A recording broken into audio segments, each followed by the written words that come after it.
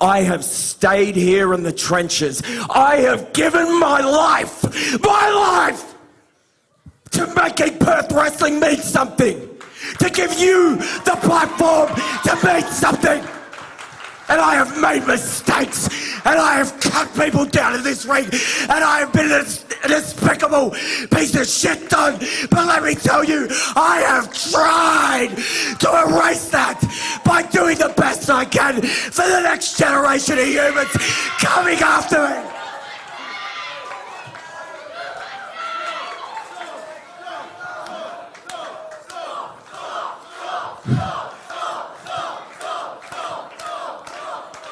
From November 4th, 2001 until the 12th of October 2025, the blood in my veins bleeds blue. These 3 letters are my life, and you, in my final match in EPW, will have to kill me.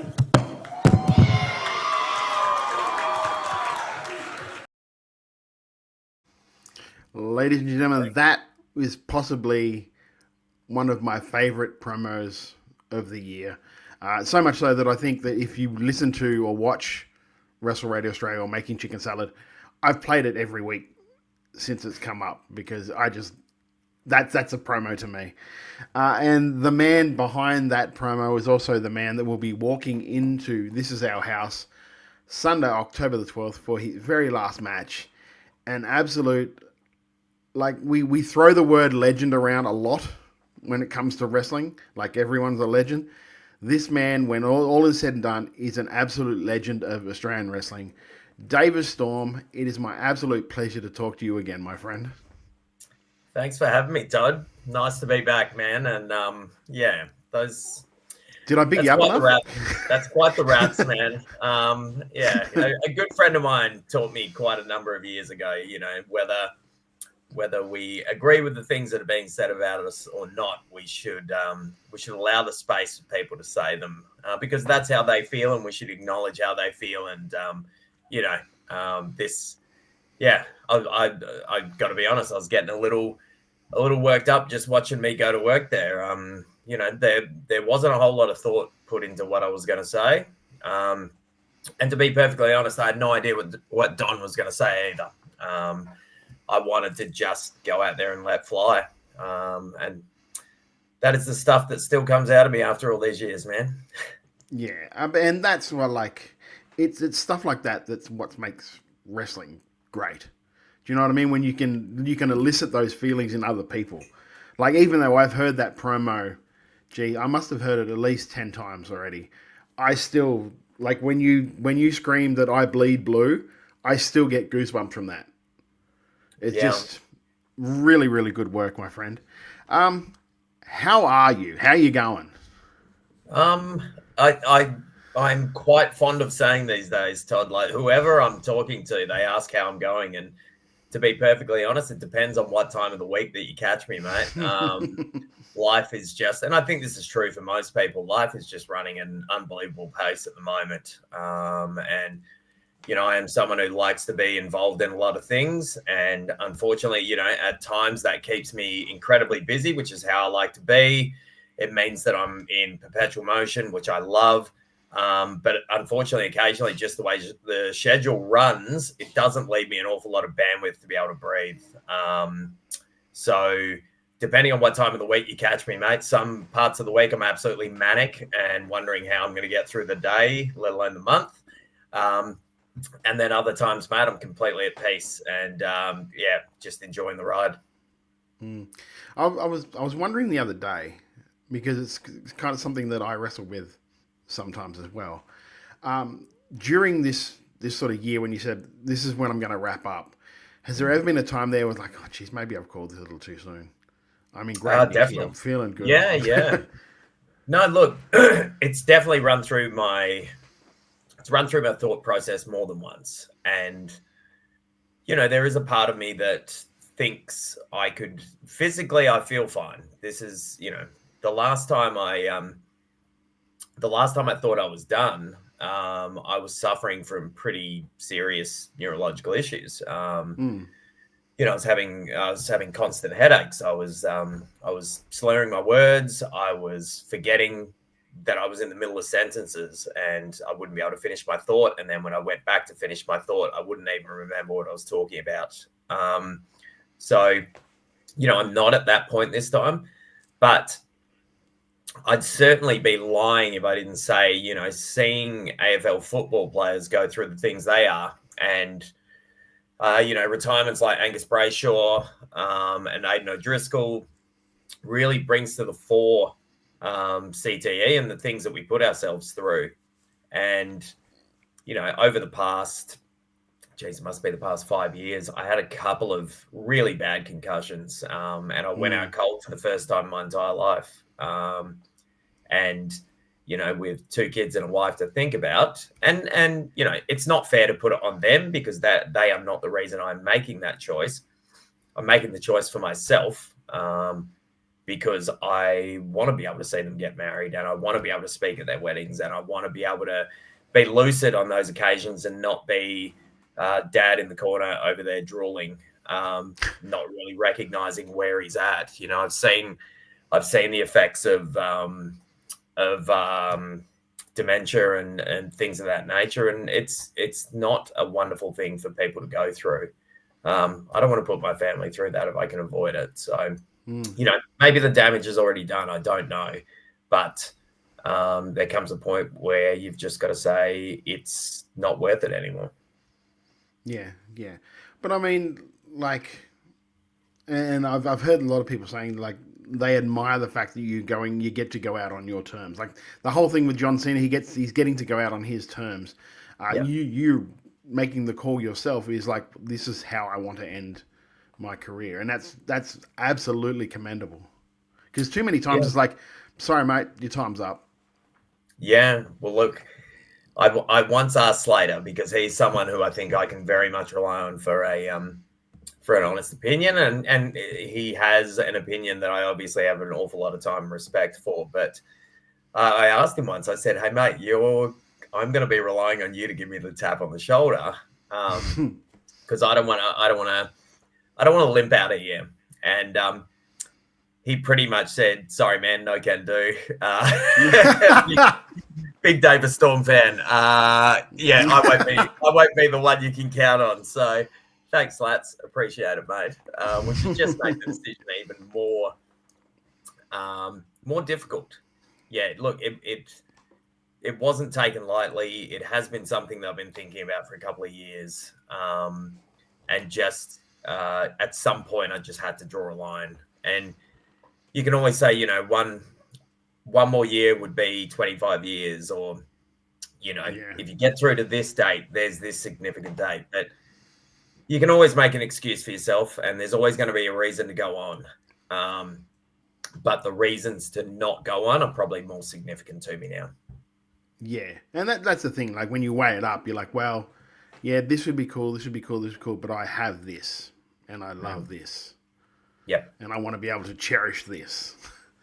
And look, I had a really good chat with Istria when I was in Adelaide last, and he actually said he thinks that enough people don't know when to wrap it up. And unfortunately, it often leads to bitter feelings as well, that they want to hang around, they want to continue, but they're not really committed anymore. And you're in and out constantly. So you don't really get a great run on at any promotion, and you're kind of in and out the door, and you're not able to build any sort of momentum in order to be able to do the things you want to do.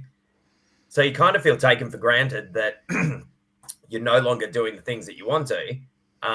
But also you're probably not, in reality, you're probably not committed enough. And just being able to have a proper goodbye where people can, if they want to, they can say thanks or cheers or, we enjoyed your matches over the years or whatever. And you can ride off into the sunset. And you can always continue to be involved in wrestling, but you don't have to wrestle to do that.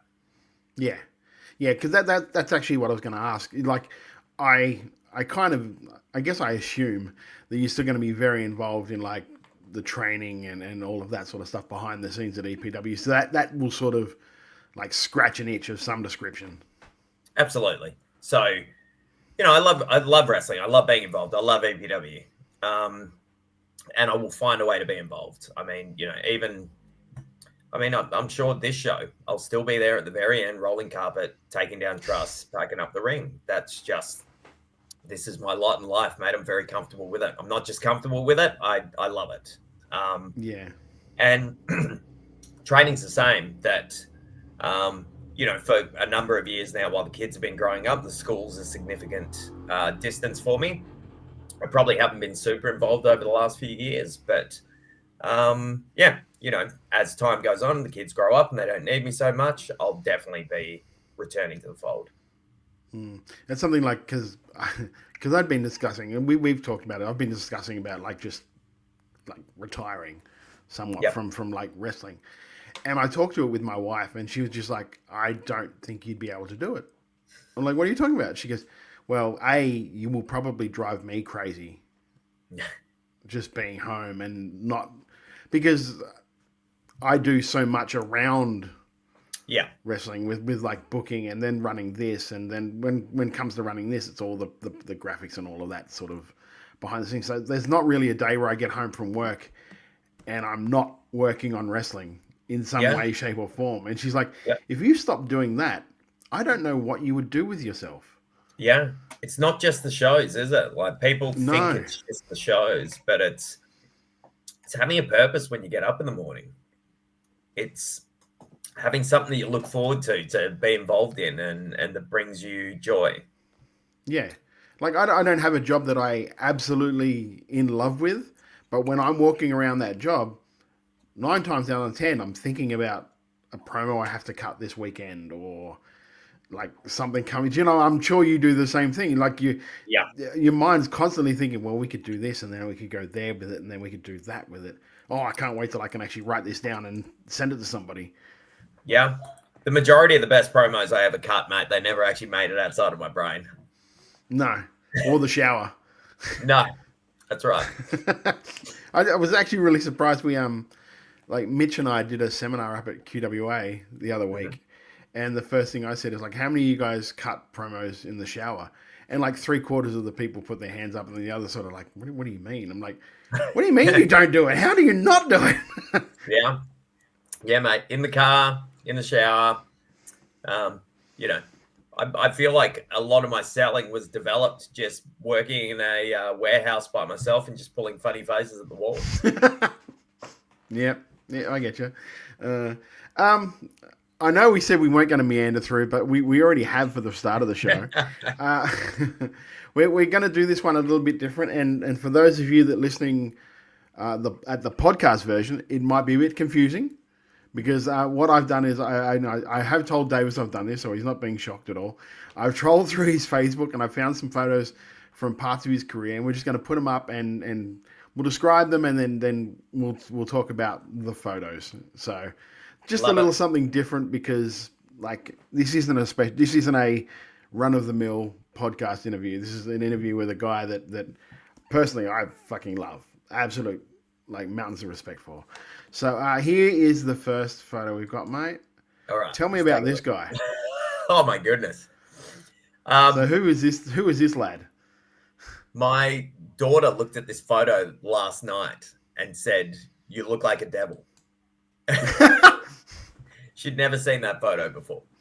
Oh, really? Yeah. That is that's a arrogant, cocky, know-it-all kid who at the same time as being all of those things, I feel like as I've gotten older, cockiness, arrogance, they all come from not knowing who you are and not knowing your place in the world. And that's probably why I look like that. When I thought about wrestling, Todd, I always thought about myself as being the good guy, because I think my personality probably wanted to be admired and wanted to be looked up to. And to then debut as a bad guy, I think a lot of that was just around me needing to feel secure in myself, that, well, if I don't go out there and I'm not looking for people to cheer me, it doesn't matter if they don't. And, you know, it made me a far more secure performer than I would have been if I had been out there trying to pander to people and not getting the reaction that I was looking for. So, yeah, it's really all that boils down to. You know, that was a kid who was full of confusion and didn't know his place in the world. So was that the first match? Very first show, yes. Yep. We so that was my third match for the day. And yeah, look, my body wasn't feeling great. I didn't know what I was doing.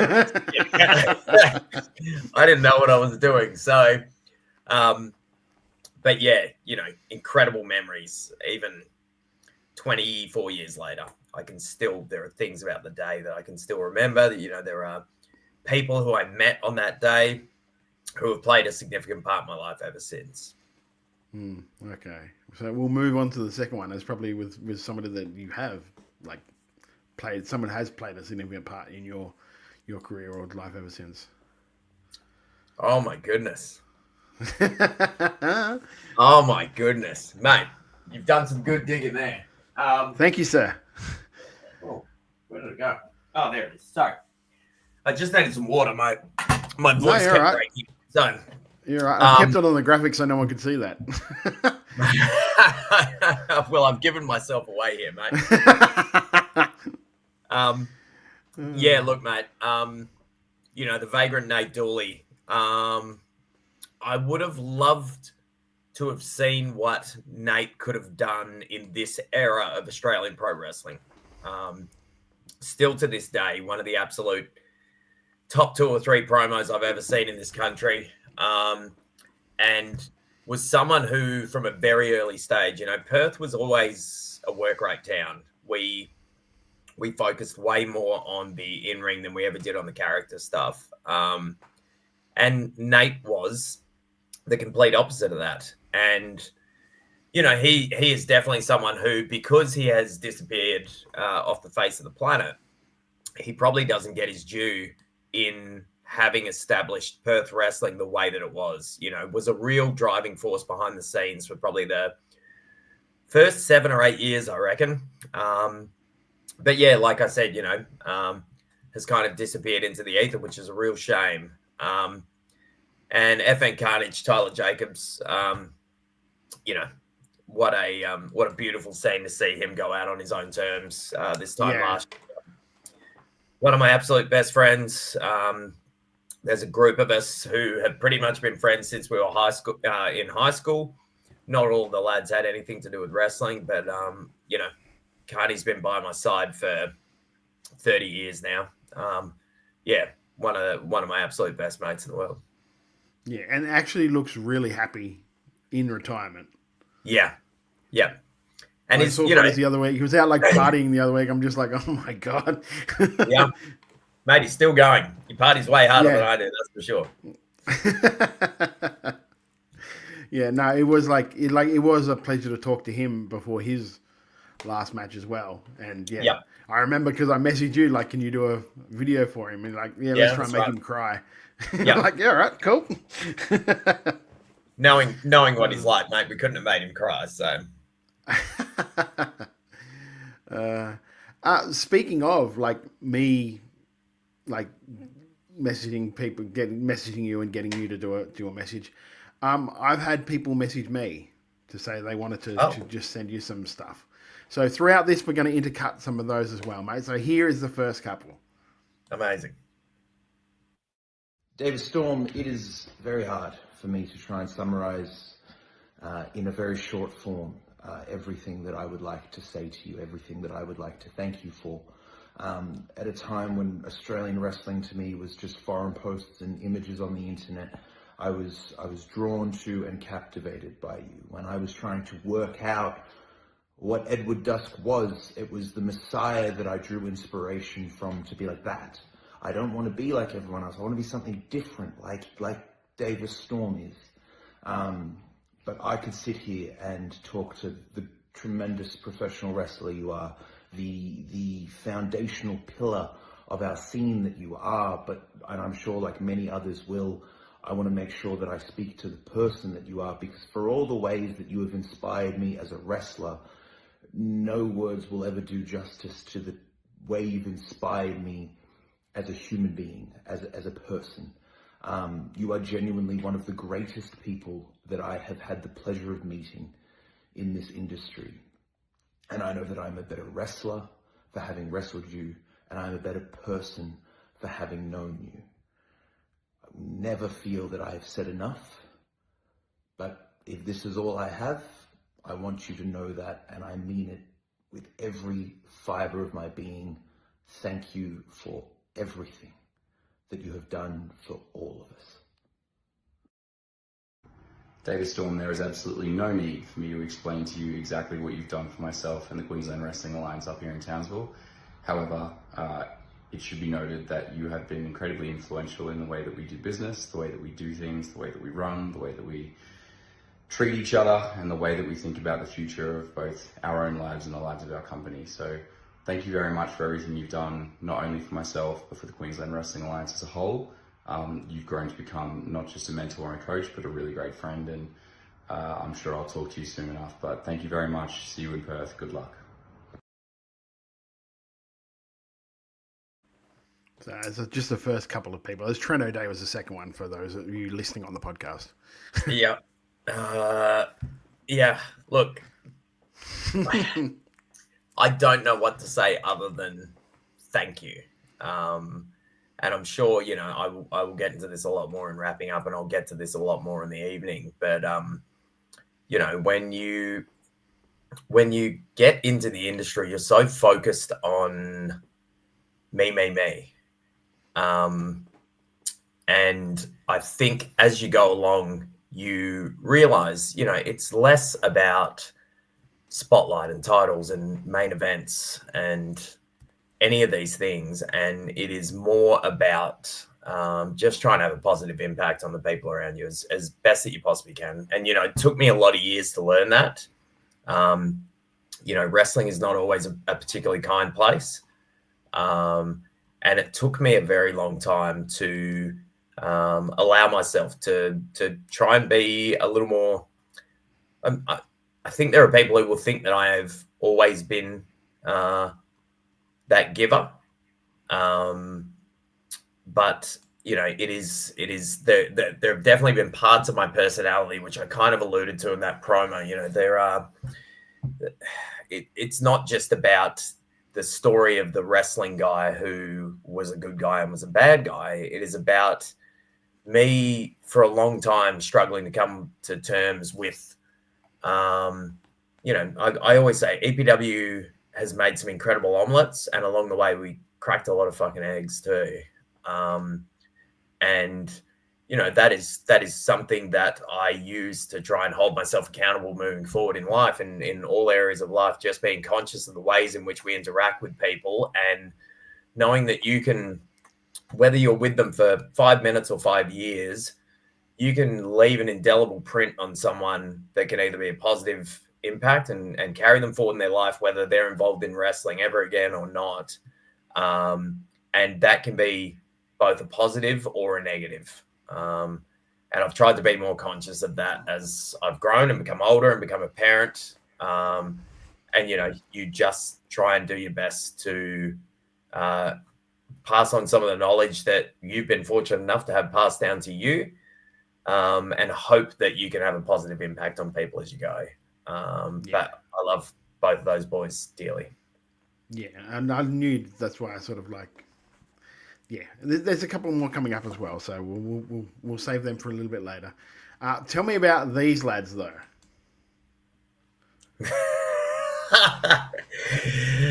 I just put this one up on my IG today, actually. I know. I saw it and I was like, son of a bitch. Someone commented about how the majority of the hair in this photo is now gone. Yeah. Yeah, they didn't get lost on me either. Yeah.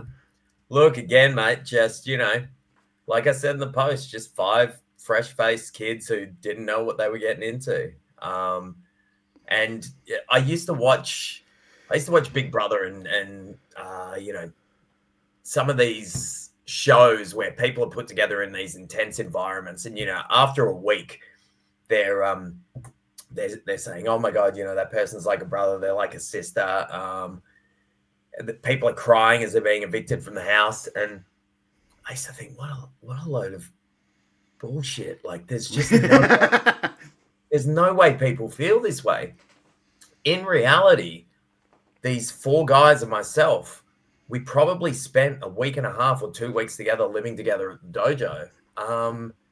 And I still have contact with all of these guys. When I put the photo up today, everybody reached out to me. These are guys. Just for the podcast guys. We've got Carl Anderson, Jag, Mikey Nichols, Prince Devitt or Fergal Devitt, and yourself in the photo.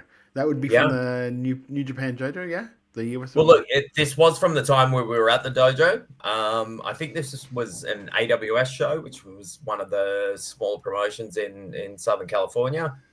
And I went straight from that match to the airport and flew out. And I've never been in the same place with those 4 gentlemen ever again. But at the same time, jeez. Yeah, just, this intense experience of us all living together at the dojo for a couple of weeks. And, Jag and Mike had been there before me, and they met Ferg. Chad, Carl Anderson came in not long after Ferg left the first time, which is around the time that I came in. So we probably spent a good 3 weeks together, I reckon. And then Ferg came back from Ireland, and thick as thieves.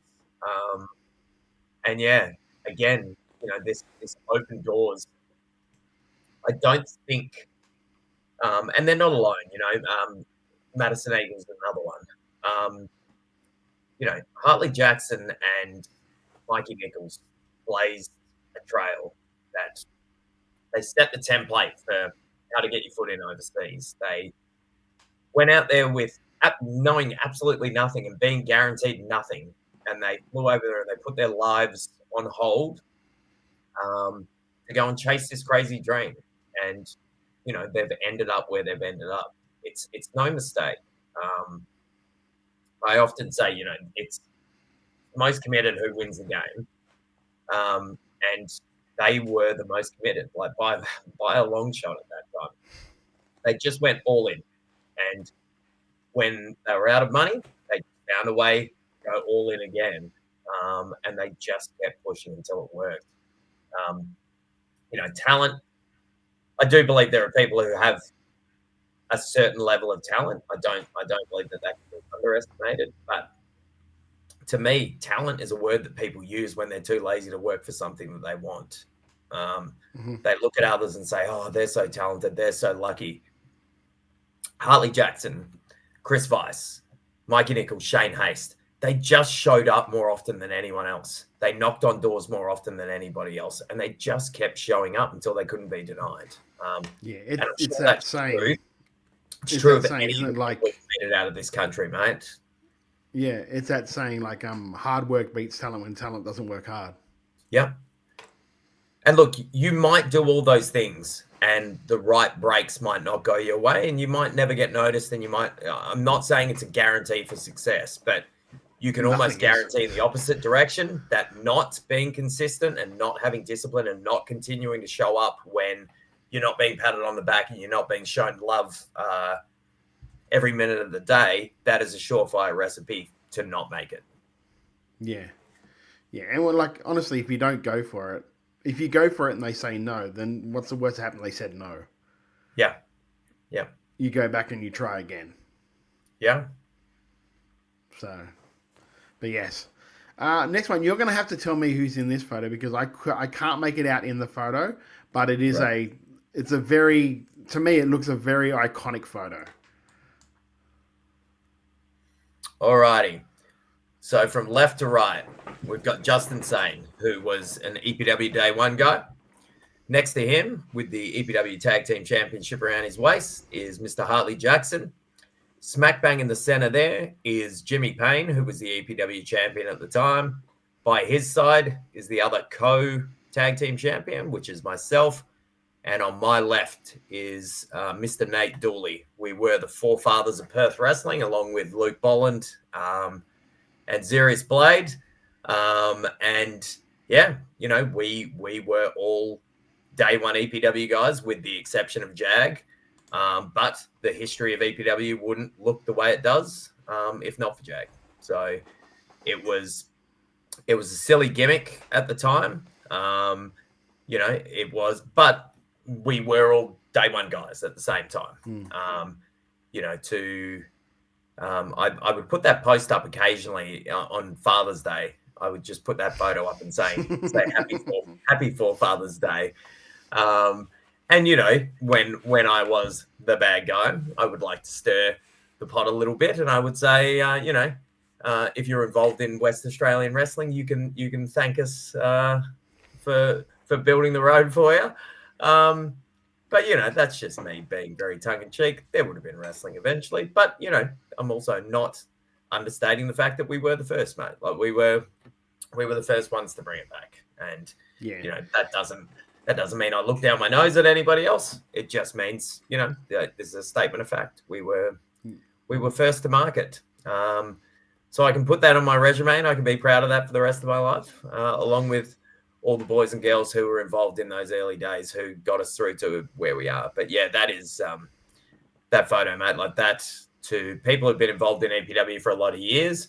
That is a photo that means a lot to us because, you know, it was a moment where there really was a transition. The whole point of the forefathers was to bring through a whole new generation of younger guys underneath us.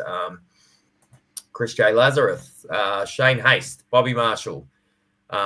We had a whole generation of guys coming through, and we wanted them to be at the top of the card. But, you know, sometimes you got to throw the old dogs on top and let the young guys fight them for it. And I think they did an amazing job because, yeah, geez, those guys all turned out to be very, very special and a huge part of EPW's history. Yeah. And you talk about, like, you went over and did all your stuff to bring, like, you'd go to Adelaide and learn stuff, then come back to EPW and teach that sort of stuff. I remember sitting down with Trent O'Day, and I just said to him, you guys are doing just what Stormy did. And I don't think he knew the story. He's like, what do you mean? I said, well, you go over to the super camp, you learn as much as you can, you take it back to the boys and girls up at QWA, and you do it and you improve your scene. That's all Stormy did. And Stormy had the commitment to keep doing that. You guys, by doing that, and if you keep on that track, you'll end up one day like EPW. Yeah. Because you're starting out the right way. Mate, there's not a story in Australian wrestling that resonates with me more than what QWA have done up until this point, mate. And you're absolutely right. Like, what they have done, it feels like watching ourselves go through the struggle of the early days all over again. You know, Aussie wrestling's in a very different place from where it was then. But, you know, we spent a lot of years as the red-headed stepchild of Australian wrestling, and everybody looked down their nose at us. And we were told right from the start by Coldavani, best advice I ever got, which was shut your mouth, stay off the internet, and go and prove them wrong. And, you know, it very rarely, when you get there, you realize you don't actually care about any of that stuff. You just want to get there. But you can say that because you got there, I think. And if you didn't get there, you would probably still have a chip on your shoulder, thinking that the rest of Australian wrestling is looking down its nose at you. So, you know, it's a privileged position to be in, that we did earn that respect, and we did change the industry a fair bit in this country. But you know, a lot of hard work from a lot of people, and a lot of breaks at the right time, and a lot of people looking out for us. You know, Cole and Jag right at the top of that list. Yeah, and it's been like, I identify it too, being that I'm a part of Queensland wrestling. It's the exact same way we felt for a while. Like that whole chip on your shoulder, red-headed stepchild, we're just trying to get better. And seeing what those guys and girls do up there is great. Like I said, Mitch and I were up there a couple of weeks ago. And it was really weird to walk in there and realize that I was probably the most veteran person around. It's not really been the case. Like, you've always walked in there and, like, if I'm not, but the people who at least are owning it and running it have been in wrestling for as long as or longer than me. And when I walk in there and I'm sort of seeing, I know all these kids. I saw all these kids, and it's amazing what they're doing up here. It's like my hat's off to them for what they're doing up there. Yeah. Look, by no means am I taking any of the credit of what's happened there. But like the whole reason I went after Queensland Wrestling all those years ago is they needed people to stand up. They needed people to put the industry ahead of themselves. They needed people who would act in a selfless manner in order to bring the whole place up. Yeah.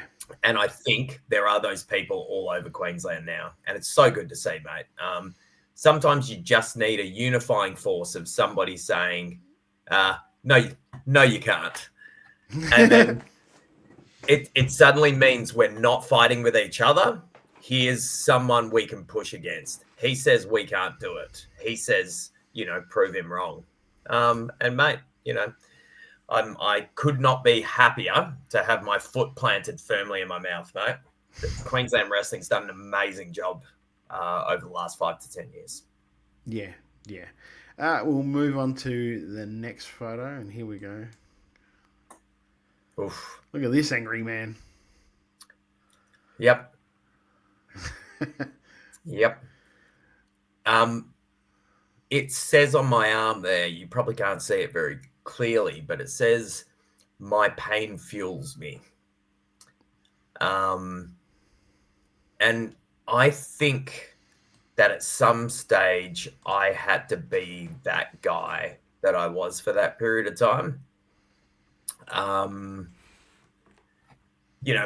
I credit my kids, and particularly the birth of my son, Seb. I credit his birth with helping me turn around my life in terms of, who I am and being a little kinder to myself and coming to terms with a rage that I've carried around for a very long time that I can't explain. There's no specific traumatic event that I can tie it to. I've been through some traumatic events, absolutely, just like anybody else, but there's nothing I can tie it to. I walked around there was an anger inside me and there was a self-doubt inside me. I'd been the bad guy before, but not the bad guy speaking his truth, spewing venom at the world the way that I was when I was the Messiah. I remember a few promos very clearly where I would be in the ring referencing the fact that, my stepfather, who's well and truly out of my life, told me I would never be a wrestler and to not waste my time, to school teachers who would laugh at me when I said I wanted to be a wrestler. I was working through some shit. I can't exactly explain what it was. I was bullied a bit in high school as well. And not in a particularly bad way, not in a particularly vicious way, but just in the way that made you feel less than.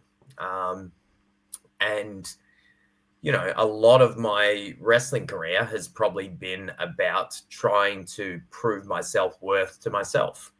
I was someone who, and it probably, I've apologized to him many times. I see a lot of similar traits in my son at times, and his want to quit on things when they become difficult, or to not quite give 100% because it's not always cool to give 100%. I can really relate to those things. And I think I had to go through that very public, psychological work of letting go of some of these things, screaming them at the top of my lungs and actually letting go of them. I look at that guy and I look at the look on his face and I recognize it. My pain did fuel me. I was very lucky to have Shippy and Richter by my side at the time, and then to be joined by everyone else in the group as well. But to have those two guys and to be able to do that with them at that time was very special. There we go. And the solution. And I like for the time, like Shippy's gimmick was amazing. Yeah. Yeah. When it first came out, it was just like, wow.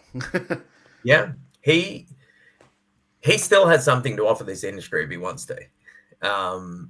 He's He's a very clever, creative mind.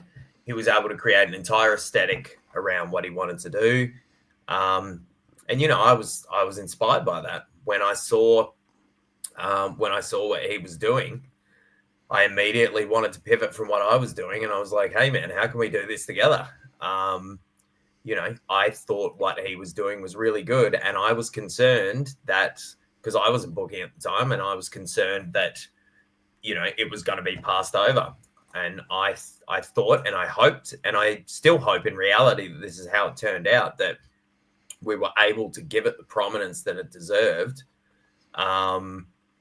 by me attaching myself to it. The fear always is that when a name like a Davis Storm jumps into this sort of thing, there's the potential that it eventually gets hijacked and it never becomes what it should have been. It ends up becoming something creatively very different from what Shippy had intended. I've not had these conversations with him about it, but I certainly hope in reality that he doesn't feel that way. I thought we did some incredible work during that time.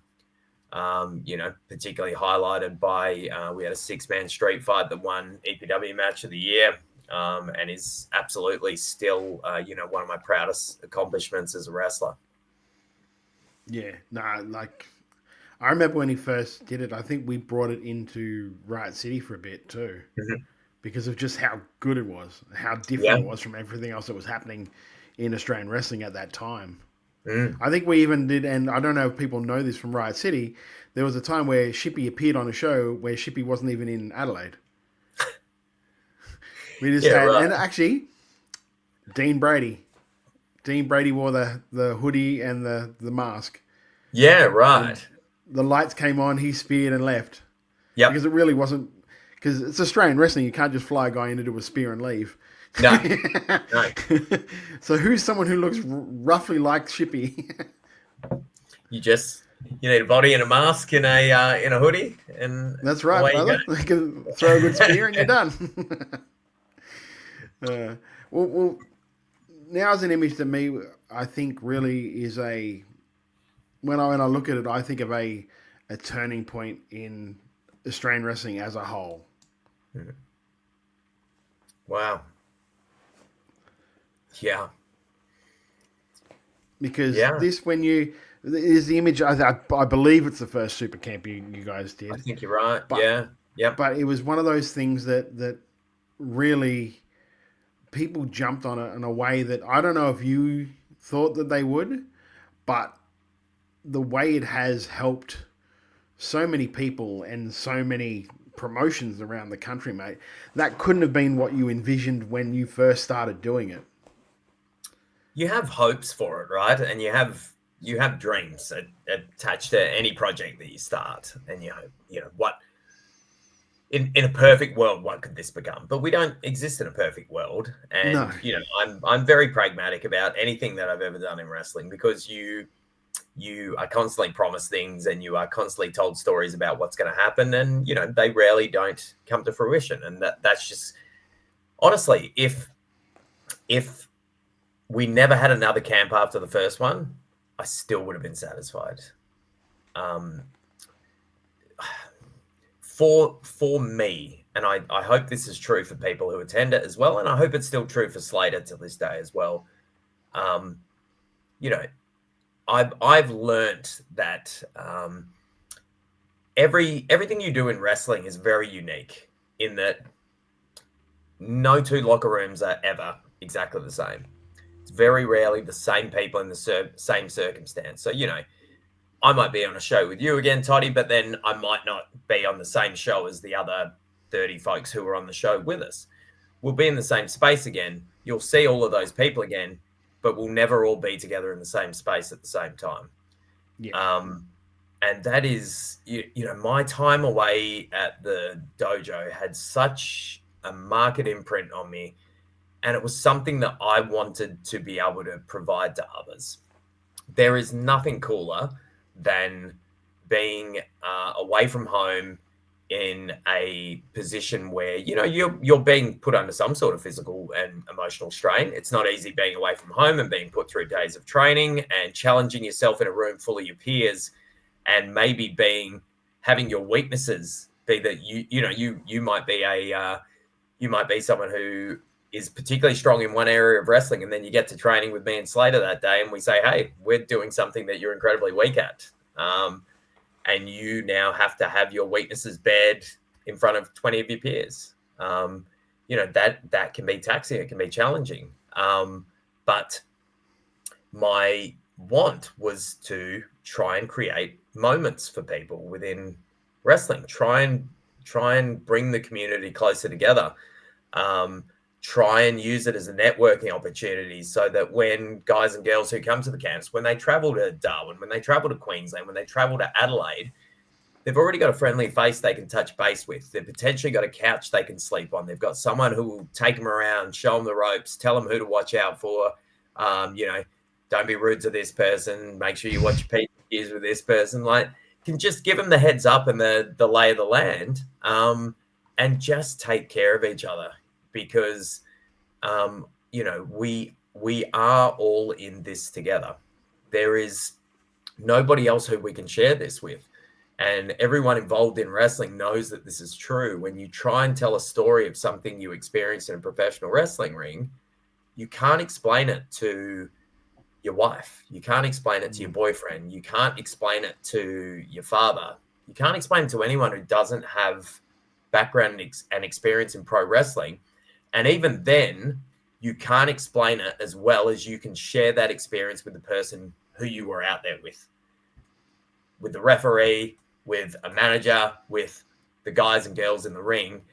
They're the only people who you can chat about this, and they know exactly what you mean in the moment. But the other people involved in wrestling are the other ones who we can share this with. And because we are all, we are all in this intense relationship together, when we exist in the same space. So EPW would have people who don't like each other, just like every Fed in Australia would have people who don't really like the sight of each other, but they coexist in that space because they have to, and they have no choice.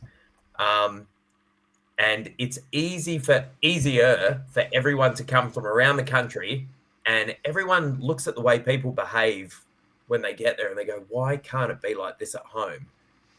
Well, it can't be like this at home because we're not always our best selves at home.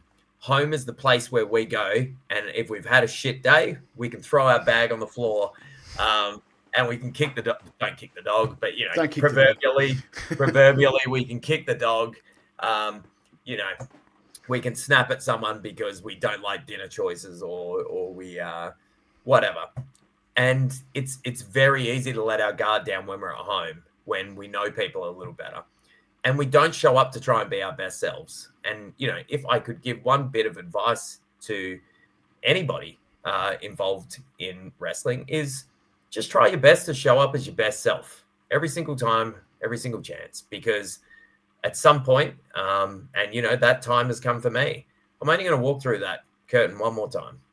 I'm only going to be in that environment as a peer of those guys and girls one more time. The opportunity will be gone one day. So although it's hard at times, it's hard to see the forest from the trees. Try not to take it for granted, and try not to take each other for granted, because you can't put on a professional wrestling show by yourself. You need your peers, whether you love them or you hate them, you need them. And the more that we can treat each other like we actually need each other, and not just like a pain in the ass that we kind of have to have there for the sake of having them, I think, people will feel more appreciated. And in turn, we can create a more harmonious environment that we actually all enjoy more. The experience becomes more for all of us. And that leads me to our second lot of tributes, mate. Here's another couple of people that are very happy to have you around. Hello, Davis. It's Bobby and Jess.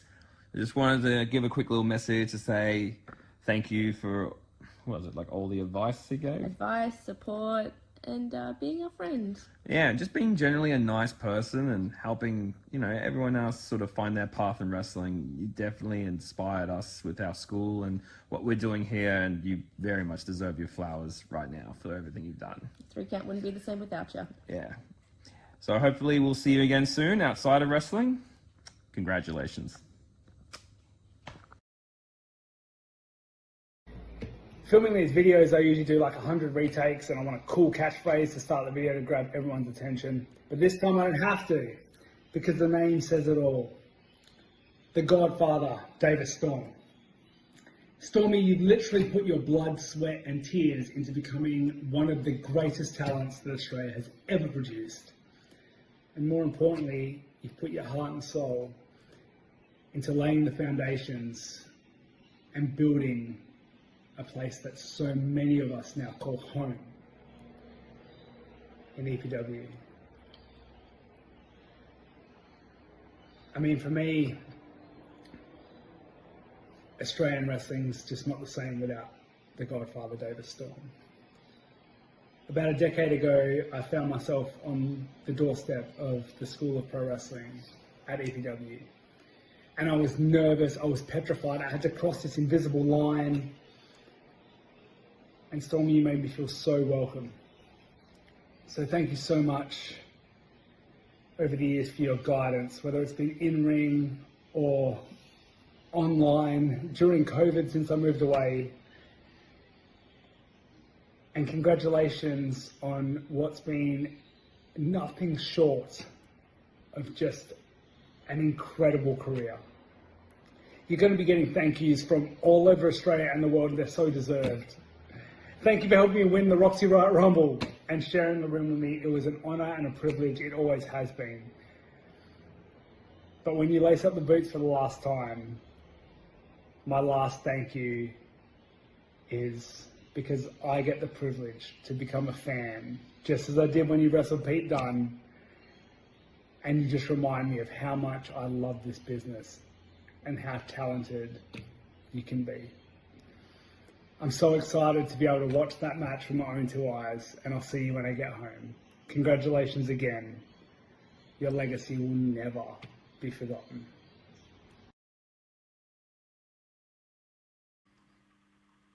There you go. The second one was Craven, for those listening on podcast, by the way. Rocking the Frio Dockers stealth Guernsey. This is my favourite. He definitely did a bit of, that was definitely a bit of sucking up, I think, on that one.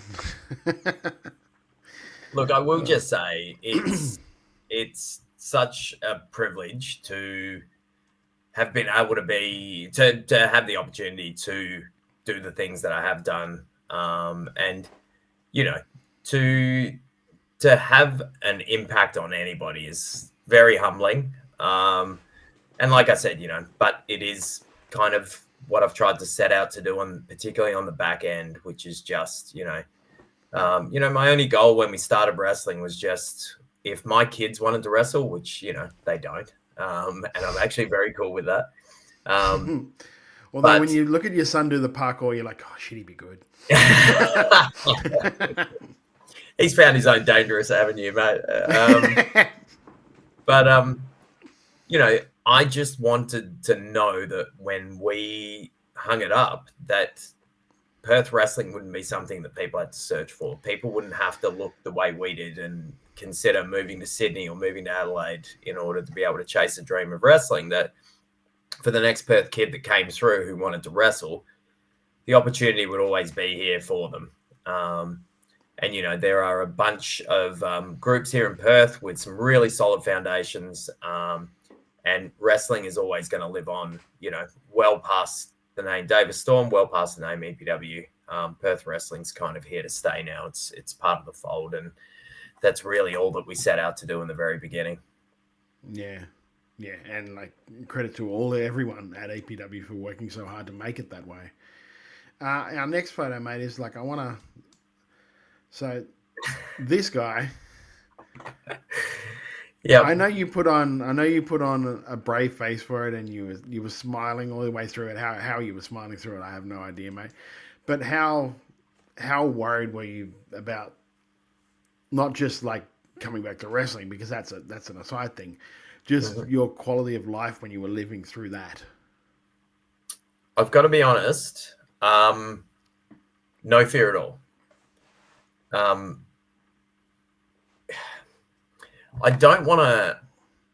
If I had to live with that physical pain for the rest of my life, I would be singing a very different tune here today. I'm totally conscious of that. I just have the sort of disposition that believes that everything's going to work out. And if I end up in a wheelchair, I will make the best life I can for myself in a wheelchair. And, if something happens to me, I just, it's not that I'm no braver than anybody else. My instinct, my way of being for the last 25 years has just been to push forward. And at times that I think that is probably that's probably caught up to me mentally and emotionally. There's definitely some stuff that I still need to deal with, that I have done a job over the last 5 or 10 years of trying to deal with, through therapy and through friends and through being diagnosed as ADHD. There are a lot of things that I've worked through over the last 5 to 10 years in order to try and deal with those things. But, the day after they put that collar on me, I called an Uber to work and I went and did my shift. I don't believe in feeling sorry for myself. When I look, when I look around Australia, when I look around the world, I see people who are dealing with situations far more difficult than me being in a neck brace for 6 to 8 weeks. And even if that continued to go on longer than it did, I'm still in a far more,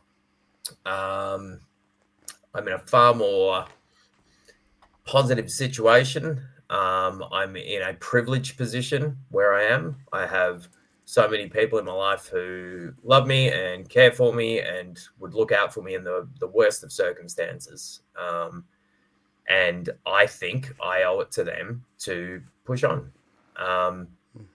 Not to not acknowledge that this could be a painful moment in my life, but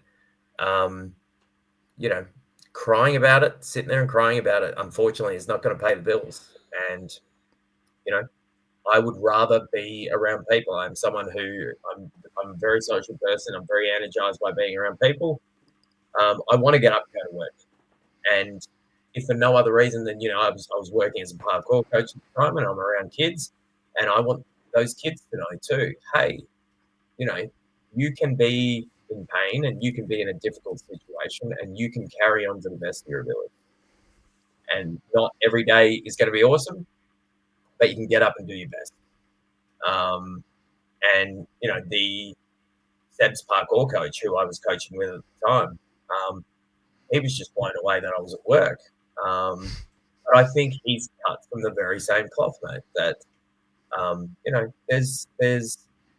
there's people who are suffering far worse than a bloke in a neck brace whose neck was broken because he likes to dress up in his undies and pretend to fight his mates. Like, it's not a bad position to be in, mate. I got around for a week and a half thinking that it was just a sore neck. I actually didn't get diagnosed for about, I think it must have been 2 weeks after the show. And even then they looked at the scans and they go, no, mate, you're right, off you go. And I drove away, and then the radiologist called me back 2 minutes later. He's like, oh, no, stop wherever you are. You're not allowed to drive. You need to go straight to hospital. That was right before a family trip to the US. The US for Shane Hayes' wedding. And again, I'm getting to travel the world. I'm hanging out with so many of my friends who I haven't seen in such a long time.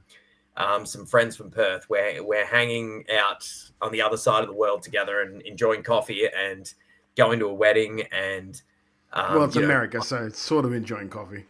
Yeah. Well, look, we were able to locate some pretty good places while we're there, mate. We searched really hard. It changed my wife's experience on the trip for the positive, because I think if I'd been healthy, I would have been on all the rides with the kids and she would have happily have sat back and minded the bags. But because I couldn't go on any of the rides, she had to. And it actually enhanced her time away. She had a much better time. And, you know, she will have that experience of having done that overseas with the kids for the rest of her life. And Yeah. It's all in how you look at things, right? Because you can always look at things and find a reason to complain. And we all do every single day. I'm not looking down on it. I do the same thing. I'm tired, I'm sick, I'm sore. You know, at the moment I'm in a calorie deficit, trying to sharpen up for this big show on October 12th. And you can always find a reason to complain. But you can always find a reason to smile and carry on as well. Yeah. And I again, don't know where I heard it before, but it was, I can't even remember what it's from, but it's something that I kind of have adopted. It was like, I take 5 minutes to feel sorry for myself, then you move on. yeah. Yep. You're like, okay, so how do we fix this? Yeah. Where to next? Because West Wing. you can, yeah. I love the West Wing. What's next? Yeah. You can spend the rest of your life looking over your shoulder at the pain that you've suffered, or you can find a way to get past it. Yeah. And I've always tried to live by the mantra, you know, and it was a huge part of why I started wrestling. But a friend of mine tragically took his own life about a year before I started wrestling. And it's an insensitive thing to say in some ways, but I was like, I'm not going to allow myself to be stuck in this moment for the rest of my life. And I've seen it happen to people who a traumatic event happens to them. And I'm not here to judge anybody else's trauma, but I see people get stuck in a moment and they just can't get past it. And all it does is remove joy from whatever is remaining of your life, because you're stuck in this horrible moment that took something away from you and you weren't able to reclaim a part of yourself going forward. And again, you know, there are some situations that I imagine if it happened to me, I couldn't imagine how I would go on with my life. But I haven't suffered those things. I just fell on my head in an unfortunate accident, and you got to get up and carry on, mate. Yeah. Well, see, that's the thing. When what happened with Josh could have just folded up the show and just went, that's it, we're done. Instead, I was like, well, no, I'm going to try and make the show as good as I can so people will remember what he originally wanted to set out to do with it, or what we originally wanted to set out to do with it. Yeah. And like every time we do something really cool, I usually I'll be like, when we were coming back from when we talked to Brian Danielson, I was in the car with Lachlan and I was like, I could just imagine how much Josh would have absolutely lost his shit knowing that we were going to talk to Brian Danielson. Yeah. Who was a bigger supporter of Australian wrestling than Josh Armour? Like, incredible. Yeah. Ridiculous. Yeah. Annoyingly so at times. But just was shining a spotlight when nobody was looking and no one was interested and just wanted to scream it from the rooftops. When I tell the guys all the time, I said, man, we first started out by recording our fucking podcast on an iPhone. And then tried to work out he tried to work out how to produce that. Yep. And it was in days where there was no real, you couldn't go on YouTube and I couldn't watch EPW, I couldn't watch MCW, we literally had to have people in different states that we would ring and talk to and say, hey, tell us what this show was like. Yeah. Like it was like Ree in Melbourne. I think it was, Tez. Yep. Over in Perth. And Chris Tez I refer to, by the way. Tez is the patron saint of West Australian wrestling. There you go. But yeah, he was our Perth person. Yep. And because we didn't this was 12 years ago. So you didn't have any of that stuff now. Like guys don't know how lucky they are now that you can go, okay, what are we going to watch? Especially with us doing the show, we're like, all right, so what are we going to review this week?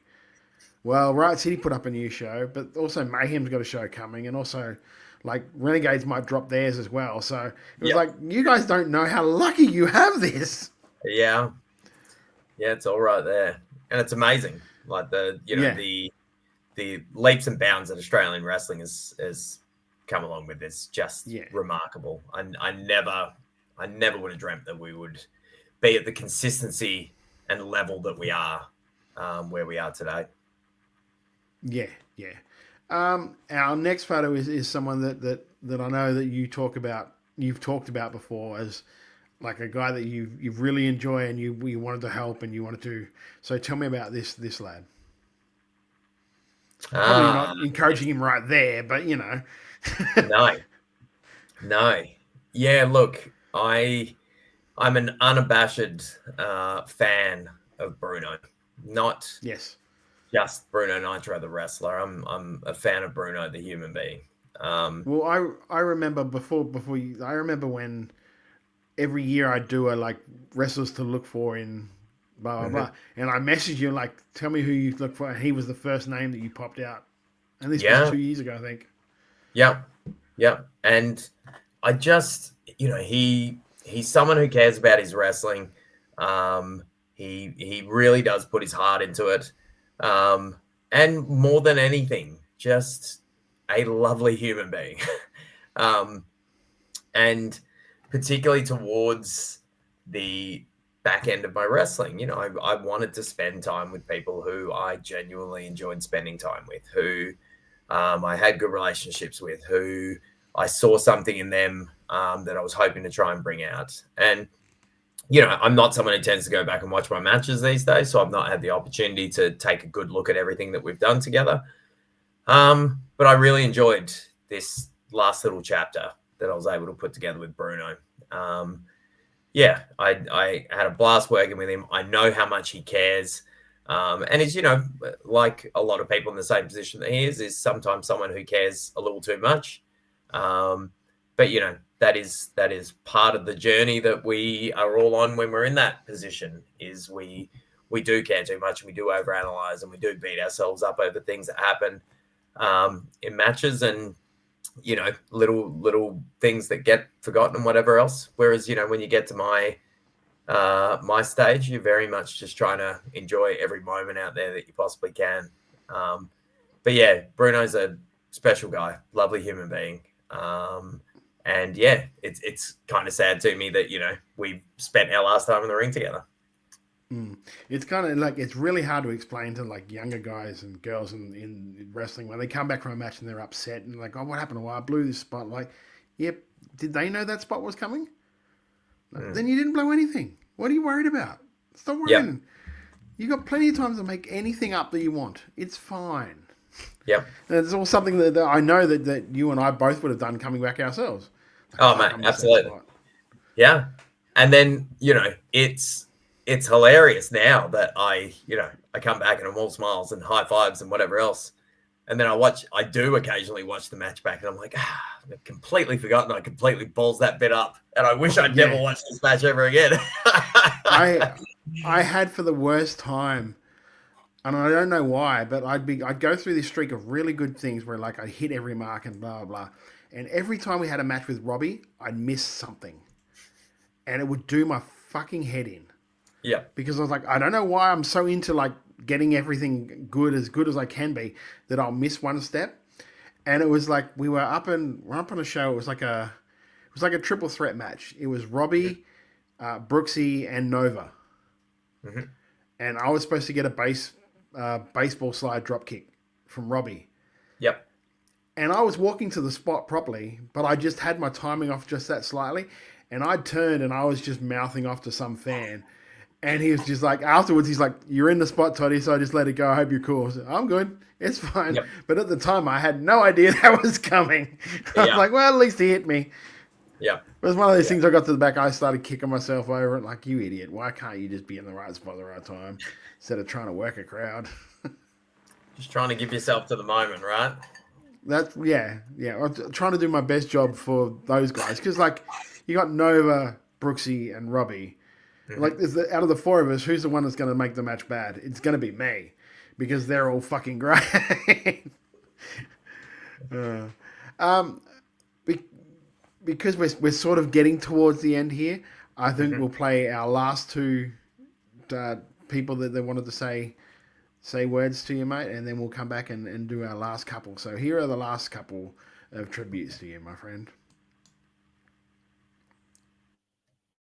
Hater here.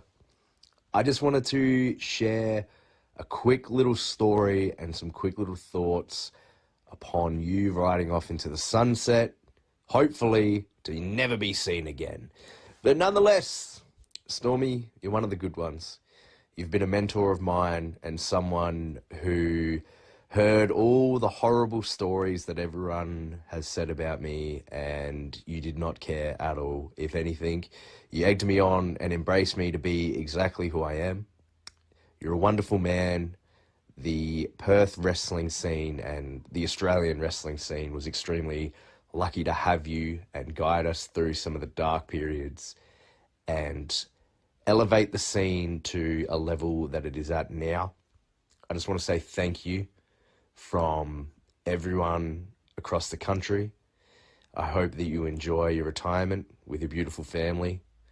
And thank you for always in just being there for me. So nonetheless, Stormy, I'll be seeing you soon anyway, but love ya.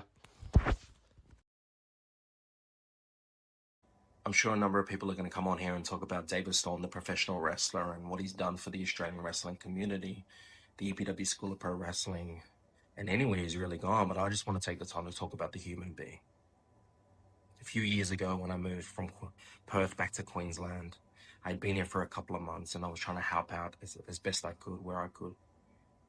And one day I was helping putting up the ring, and someone turned to me and she said, "You're like our version of Stormy."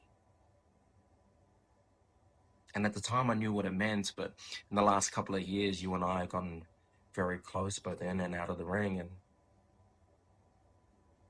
what she meant was I was a good human being. And at your core, you can't help that. That's just you.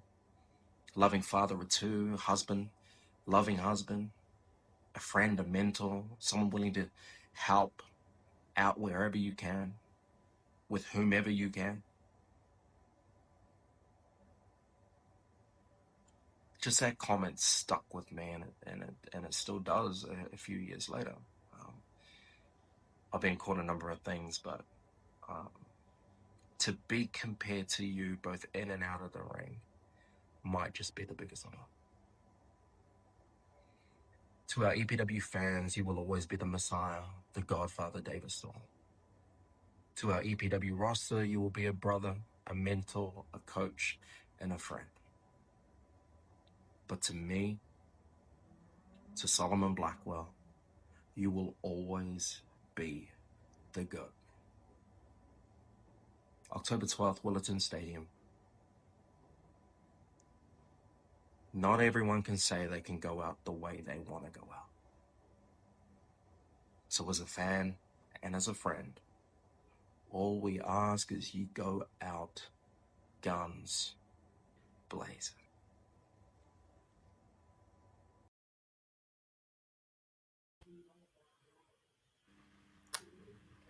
There we go. The last two. And you know what? Like, you and I both know Solomon really well. For him to break character and do that, that's something really special. Because he doesn't like doing that at the best of times. He's someone I have a very special and real connection with, and I would say the same about Hader too. That just, I think fundamentally at our cores we understand each other very well. And you know, I used to carry people's water for them in this industry. There would be people I wouldn't talk to. There would be companies I wouldn't do business with, not based on experiences I had, but sometimes based on grudges and ill feelings that other people had who I maybe had respect for or had a relationship with. And it was probably about 10 years in where I started to become really aware that I was treating some people based on the opinions of others, and not on my experiences with them. I can think of one very specific case, and I don't want to bring up the names involved, but I backed my judgment, and in the long term, I think I was proven very correct. And it just, if I can, and I will talk about this more on Sunday, I'm sure, unless they don't allow me to pick up a microphone. because they know once I get a hold of that thing, Could you imagine? Sorry, mate, we're cutting short.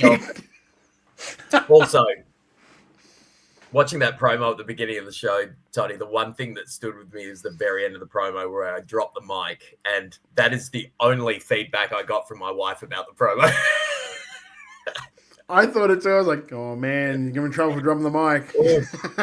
Mate, I got a very strong talking to that night. But if they dare trust me with another microphone in a couple of Sundays' time, the thing that I really want to impress to, I suppose, to the industry and to the people in the industry, but not just, I suppose this is a lesson for everybody as well, is the way that everyone has expressed themselves tonight about what I've meant to them or to the industry.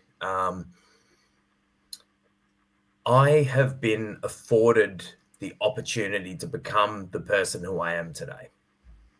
And none of us are perfect. And for us who have been around 20, 25 years, we don't have spotless records in terms of how we treated people, how we trained people. We're not perfect. And the industry has been patient enough with me to allow me to learn from my mistakes, to grow up. And in turn, I hope on the back end to have a very positive impact on a lot of people. But I do feel there are times these days where, people jump very quickly to try and put others in a box. And once someone has, and, there are things that, I'm more than open to the idea that there are things that people maybe potentially can't come back from. But I think there are lots of things where people need to be allowed the opportunity for growth. And they need to be allowed the opportunity to make up for their mistakes. And this industry and the people in it, Mikey's the one that I always look to. Mike saw me in a way that I could not see myself for those first 5 or 6 years. And I can very much credit him and his love for me as being a major reason why I was able to finally see myself the way that he did. I tried my best to support Mike at every turn that I could, but I was not always a perfect friend, and I was not always a wonderful person. And he stuck by me. A lot of people in this industry, a lot of people in EPW, a lot of people across Australia have stuck with me. And they've allowed me the opportunity to grow into the person that I am today. And, I am comfortable saying, after a lifetime of trying to prove my worth and beating myself up and never being good enough, I sit here as a 46-year-old man, very comfortable in telling you that I'm a decent person, and I'm trying my best, and I'm trying to have a positive impact on, I coach my son's footy team. I'm trying to have a positive impact there. I try to have a positive impact at wrestling. I try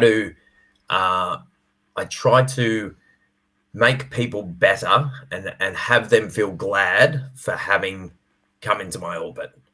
And I feel incredibly grateful that the industry did not discard me and did not turn me away and did not shun me at times where, I didn't know who I was. I've grown up in this industry. This industry has raised me.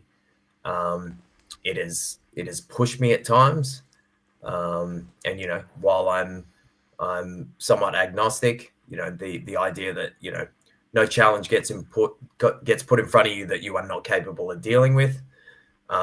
Through all those challenges, I've become the person I am today. And I said it in a promo, a very real backstage promo after the one where I was yelling and screaming and shouting, and I could barely talk because I'd been hit in the throat, and then I'd just been out there yelling at Don. And our good friend Marcus Pitt, unfortunately, was a little too close to the microphone that I was speaking into, so my voice was barely coming through, and apparently his voice was coming in very strongly from the room adjacent. So we couldn't use the promo. But the main thing that I wanted to say was just so many of us come to this industry because we are lost and we feel a lack of self-worth and we don't feel like we belong anywhere. And wrestling allows us this make-believe world to explore parts of our personality, the good side, the bad side. We get to be a bigger hero than we are in reality. We get to be a bigger villain than we are in reality. And it allows us to express ourselves in a way that you are not allowed to express yourself at your regular work. But at the end of the day, I came into wrestling looking for something that I thought was missing in myself. And, at the end of the day, I didn't need the Godfather. I didn't need the Messiah. I didn't need the Iron Man. I am just a man. I'm just a guy. And I have never been more comfortable with the fact that I am just another average person doing his best. All right, so tell me about this, my friend. What made Don the perfect last opponent for you? Because I know when we've talked about this over the years when we've been doing interviews and sort of stuff like that, and you're all just like, I'm not going to pass the torch unless somebody comes and takes it. And then, like, I almost thought coming into it, okay, Bruno will be his last opponent. Mm-hmm. And then you've pivoted to Don. Why is it? Is it the relationship? Is it you tell me. I see a lot of myself in Don. And he is someone who has given a lot to EPW over the years.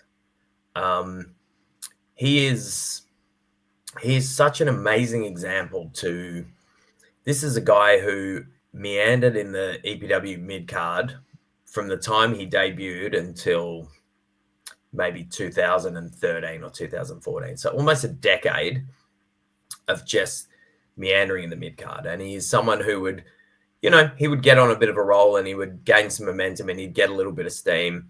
And then, whether it was a lack of enthusiasm due to, not being booked in the way that he wanted or, whether it was personal reasons or whatever, he just never seemed to be able to maintain that level. And, one year he just decided, I'm not happy with the hand I'm being dealt. And there are two ways to deal with this. And he could have been like so many others who I've seen over the years who will just look outward and blame others and tell everyone about all the reasons why they aren't who they should be. He looked inward and he redoubled his efforts.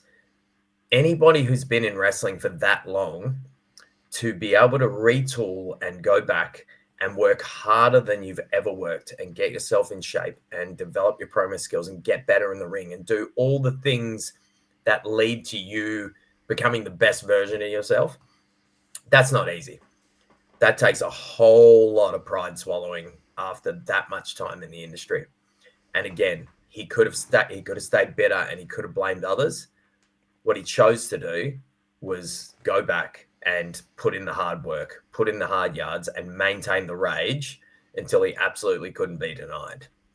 And me being able to pass the EPW championship to him all those years ago, that was a it was a moment that will stay with me for a very long time. And, you know, we have just shared some very special moments in the ring. Me challenging for the EPW title, and, you know, my whole thing being I saw Don get to celebrate his championship win in the ring with his kid, with his son, Austin. And I wanted that for myself, to be able to tell that story with him and come out on the losing end. And, you know, still get to have that moment in the ring with my son, but, you know, not as the victor, not as the guy holding the championship at the end. I feel like, you know, on the back end of my career, since Don has risen to the top, he has beaten me like a drum. 5-0 in singles matches, I believe he keeps reminding me every time he gets a microphone in his hand. You know, there's nothing left for me to prove in terms of winning championships. There's nothing left for me to prove in terms of wrestling on certain shows or any of that stuff. But to go toe to toe with this man one more time, who I've been to war with over and over the years, and like I said, is someone who has given an awful lot to EPW over the years. And, you know, me and him are very different personalities. So the way that comes out can sometimes be very different. But, you know, I do see a lot of myself in Michael Morleone. And every time we've gotten in the ring together, it's left me with a memory that I will take with me well past my years in wrestling. And I just want to do this one more time. Which leads us to our last photo, mate. Tell me how this makes you feel. What? There we go.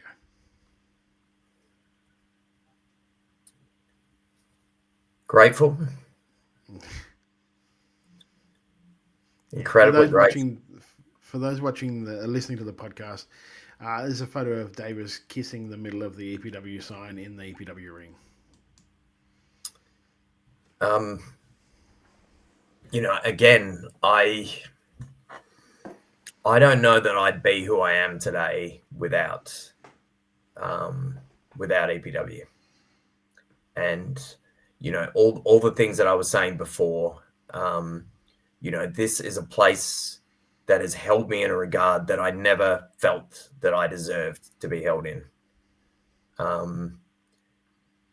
And through their love and their support and their grace, I feel like I've eventually grown into being someone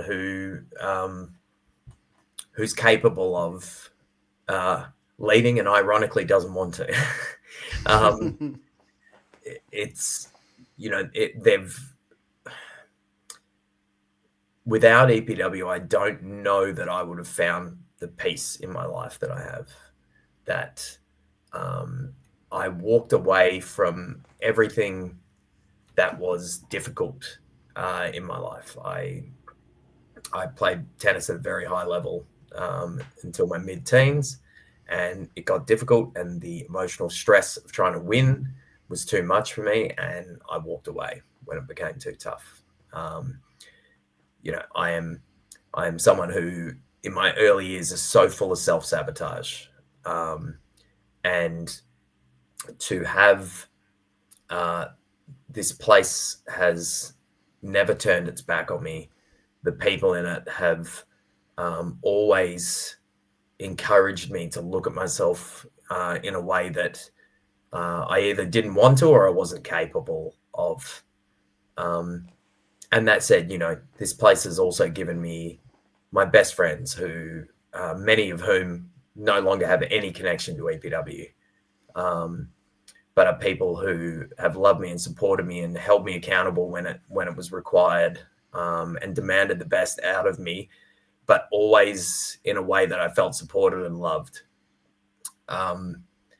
So when I look at that photo, you know, that I think a lot of people often cringe every time they see my lips on that canvas, and they're like, "Oh my god, you're picking up everybody's sweat, everybody's blood." But it is my way of it's my grace, it's my religion, it's my thing that has helped me develop as a human being. It is something that I'm so grateful for and need to show gratitude for. And every time I've gotten in that ring for the last 2 years, when I've left, it's been the last thing that I do is just get on my hands and knees and kiss that logo as just a way of saying thanks. Thanks to every fan. Thanks to every worker who's, by worker, I don't mean the guys and girls in the back. I mean everybody who's ever set up a wrestling ring, who's ever helped at the merch desk, who's ever run a cable for us, whoever has helped set up trussing, whatever it happens to be, to every person who has trained with us but never had the joy of participating on an EPW show, to the people, the guys and girls who I've shared the ring with over the years, anybody who has contributed to that place in any way, shape or form, you have my eternal thanks. And that kiss is for everyone who's ever had a part to play at EPW. Really well said. Guys, if you are heading to Perth, if you're in Perth, if you're there for that WWE weekend, get yourself to Willetton Stadium on Sunday, because not only is it is probably one of the most stacked cards in the history of Australian wrestling. I mean, Slats was right the other day when he put it up. I'm not going to go on last. Yeah, I know. Don't worry about it, brother. You'll be fine. Yeah, appreciate it. Really appreciate it. Yeah, the main event, of course, is David Storm's last match against Michael the Don Morleone. You can get your tickets at epwperth.com or Moshtix. I feel like I'm stalling because I know I have to tell you that all the stuff that the other guys did so very eloquently before. Mate, I from the bottom of my heart, I want to thank you for everything you've done for Australian wrestling. It is completely undeniable that Australian wrestling wouldn't be where it is today without you, without the way you sacrificed your life and your thing to go over to Adelaide to learn the shit, to bring back to Perth, to do that. Then for you and Slats to get together and go, hey, let's start a super camp, and we'll see if anyone wants to come over and just learn, and just to see the growth of Australian wrestling since you started that, mate. And that is, and I know it's not just you at Slats as well, and that, but still, like, I've never met a person that is so universally loved in Australian wrestling as you, my friend. You are someone that, like, if you walk up to somebody and go, oh, I know Davis. Oh, in that case, you must be okay because Davis is fucking great. You're one of those guys. You're one of those guys that if I'm stuck with a question or I'm stuck with a somewhat sticky situation that I'm not quite sure how to navigate, I know that I can message you and you'll at least give me, I don't know if it's always the right way that I'll do it because I'm an idiot, but it's probably the best advice I'll get. I want to thank you for supporting this show the way you have over the years, because I know that there were some times where I just don't know how to contact someone. So I'm like, Davis knows him, of course, I'll message him. Ask him to help me out. You've been a massive part in helping us grow as a show, and I really want to thank you for that, my friend. But most of all, I just want to thank you for being the human that you are. Like everyone else has said tonight, it's people like you that make wrestling what it is today, and make people like me and everyone that is involved in wrestling love the sport, because we know there are people like you in it, and that we want to be like people like you. So, mate, thank you so very much. And I wish I could get to Perth to watch the match. I can't, so I'm going to be waiting for it to be released, just like every other schmuck that can't afford to get over there. But yeah, all the best, friend. I mean, I'm sure that there won't be a dry eye in the house at the end of that show. Well, I'll do my best, provided I get a microphone in my hand. And you don't throw it. Thank you, man. I seriously appreciate that. And, you know, the responses that I've had tonight from yourself and from all the crew who sent a message in. If the only legacy that I can leave is that people think of me as a decent human being, mate, I will be very happy with the impact that I've had on Australian wrestling. So if I've ever crossed paths with you anywhere across this wide brown land, thank you for loving the things that I love and doing the things that I do. It's truly been an honor. And that will do it for this episode of Wrestle Radio Australia. A very, very special interview with a very, very special person. Davis, once again, mate, thank you so very much. It's been a pleasure, Toddy. Thank you, mate.